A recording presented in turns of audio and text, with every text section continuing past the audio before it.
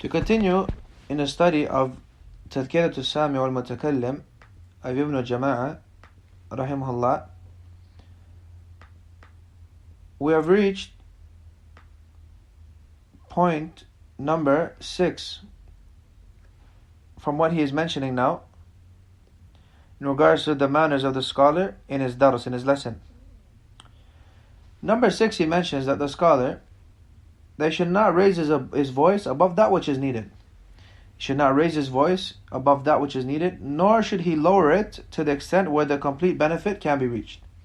So he should not raise it too much, nor should he lower it to the extent where the benefit cannot be reached. Allah says in the Quran, وَلَا تَجْهَرْ بِصَلَاتِكَ وَلَا تُخَافِتْ بِهَا وَابْتَغِي بَيْنَ ذَلِكَ سَبِيلًا.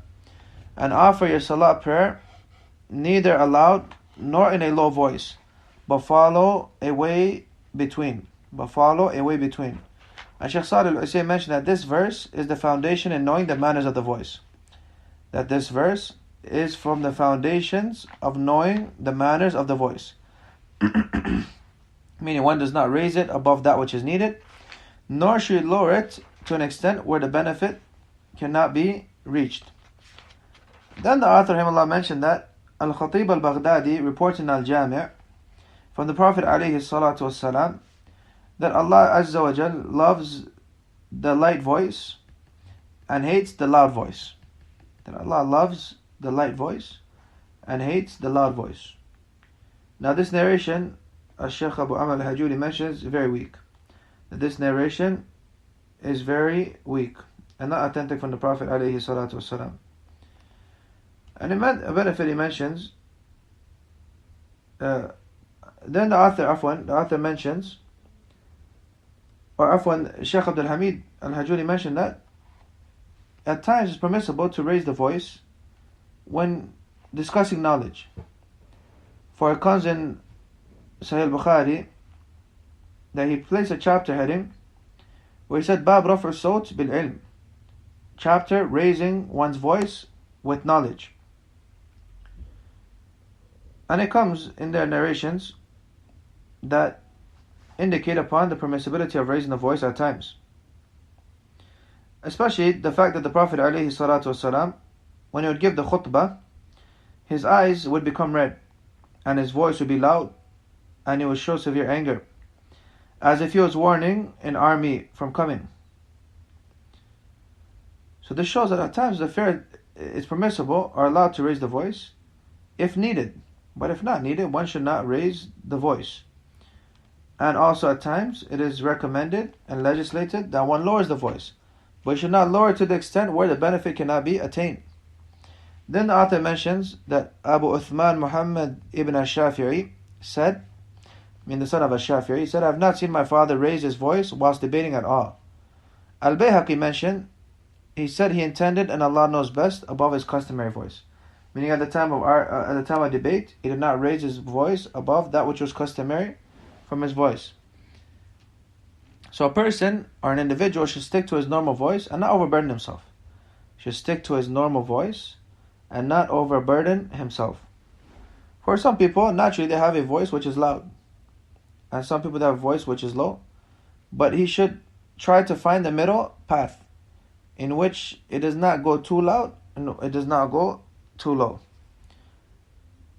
Then the author mentioned, and what is more befitting is that the voice should not go beyond the sitting, nor so low that some of those present cannot hear him. So if he's in need of raising his voice for everyone in the gathering to hear, he should do it. And if he needs to lower it, then he lowers it. But he should not raise it to an extent where he is bothering others who are not part of the sitting. But if he finds that he is trying to admonish those outside so that they may hear as well, then it's permissible. Then the author mentioned if there's one with hard hearing in the lesson, there's no problem with raising the voice in accordance to that which is needed so that he may hear it. It comes in regards to the virtue of that in narration. The narration the author here is referring to is a narration which is not authentic from the Prophet ﷺ. Rather, it is a narration which is weak. And it's extremely weak. And the wording of the narration is that making a deaf one hear is charity. Making one who is deaf hear is charity. And this narration is not authentic. But from that which legislation desires from an individual and calls to, is that if the intent is reached only, or the intent is only reached by way of him benefiting by way of you raising your voice, then you should raise your voice. Because that is the only way that the clarification of the truth can reach him, or knowledge can reach him. So the legislation calls to this. If one sees someone has hard hearing, then he should raise his voice so that the individual may hear and benefit. He should not deprive him of benefit. Then the author mentioned that he should not speak fast, rather he should speak slowly and in order, so that he and those listening can ponder over it. It has been reported that the speech of the Prophet ﷺ was detailed and slow, that the one who heard him would understand it. And if he would speak, he would repeat it 3 times so that it may be understood. As comes the hadith Aisha radiallahu anha. When he finishes an affair or mentions detail, he remains silent a bit, so that one who needs to speak, speaks. Since we will mention that one should not cut off a scholar, and if he doesn't have this moment of silence, the benefit may be lost. What is intended here, the author is intending here, is that in some lands, as Sheikh Salih Hussein and other scholars mentioned, that in some lands it's customary that when the teacher is teaching, he gives an opportunity for the students to intervene during the class and ask questions. So if that is a custom of the land, that the teacher is okay with you asking a question during the lesson. So in this case, the scholar, what he would do is he would give these moments of silence, so that if someone has something that he wants to mention, he mentions it at that time of moment of silence. If he does not do so, then the benefit will be lost. But in some lands, that is not the custom of the people. Rather, the custom of the people in those lands is that they ask the question after the class once the teacher is done. So once the teacher has done his lesson, then the time for question and answer comes. If that's the custom of the people, then the people must follow those manners and stick to it. So they should not cut off the scholar during the class. Point number 7 is that he mentions he should protect his sittings from the voices being raised in that which has no benefit, since it leads to mistakes. Also from the raising of voices and different points be mentioned all at once. Al-Rabi' said, Ash-Shafi, when he would debate someone, an individual would want to move to a different point, he would say, let's finish this point first, then go to another. So he should repel that kindly in the beginning of it before it spreads, and souls erupt, and he should remind those present of that which has come from the dislike of arguing, especially after the truth is made clear. Shaykh Abdul Hamid al-Hajuri mentions, an example here is similar to the one asking a question in which will cause chaos. If you are to say, example, regarding this affair that it is sunnah, it will cause chaos. And if you are to say it is a bid'ah, it will cause chaos. In this case, you try to make him silent in a nice way. If he continues his question, you explain it nicely. After, you say, example, after inshallah, we will answer. When you answer after inshallah, for now leave it. And if he continues and tries to keep asking this question, then example, you say to someone else, yes, you have a question, and you try to answer his question. Or you try to move off and cut him off in a way which does not cause harm. But also, since you know from this individual that he only intends chaos, then in that case you try to end it in the beginning. Try to end it in the beginning, so that it does not lead to more chaos in the sitting, and does not lead to voices being raised and fitna occurring in the sitting. And he mentions stories that occurred to him regarding this affair. And from the stories he mentions is that one time a man asked Shaykh al-Hajuri a question about the Prophet ﷺ urinating standing up. And it's well known that the Prophet did it, as comes the hadith of Hudayfa radiallahu anh. But to some individuals, or to some people, they cannot understand that. And to them it causes chaos if you're to tell them that yes, the Prophet ﷺ urinated standing up. So in this case, the man ran into the masjid and said, I ask you by the face of Allah, did the Prophet ﷺ urinate standing up? And what he intended by this was chaos. So the Shaykh said, since he asked me by the face of Allah, I will answer him. It comes in Bukhari, and the Shaykh even mentioned the chain. And then he mentioned the hadith of the Prophet ﷺ that he urinated standing up. And due to that, it caused chaos amongst the general folk. They said, look, he is saying that the Prophet urinated standing up. So if you know the affair is as such, then you don't answer that you don't answer the individual, or you try to change topic in a nice way, in a kind way, or you try to cut him off in a kind way, so that it does not lead to that which is caused warned from, of the voice being raised and argumentation and back and forth with him during the lesson. Then the author mentions that the intent of the gathering is the truth being clarified and presented, the purification of the hearts, the benefit being reached, and that it is not befitting for the people of knowledge to try to outdo one another, since it leads to hate and enmity. Rather, it is obligatory that they gather, and his intent be for the sake of Allah, so that he can bear the fruits of the benefit in this dunya and happiness in the hereafter. And should remember the statement of Allah subhanahu wa ta'ala, لِيُحِقَّ الْحَقِّ وَيُبْطِلَ الْبَاطِلِ, that Allah might cause the truth to triumph and bring falsehood to nothing. I mean, this is the intent, for all of us to aid the truth and to be from those who support the truth, and not to support one's personal self, his own self. And that which is understood from it is that intending to falsify the truth or to make false the reality is an attribute, is a crime. So he should be warned from it. Meaning one's intention not be to falsify the truth and make false the reality. Rather, his intention should be to support the truth and to bring an end to falsehood. So if that is being the intent, then if that is what we gather upon, then that should be our intent, and we should not differ. We should not differ in regards to the affair and try to support our own selves.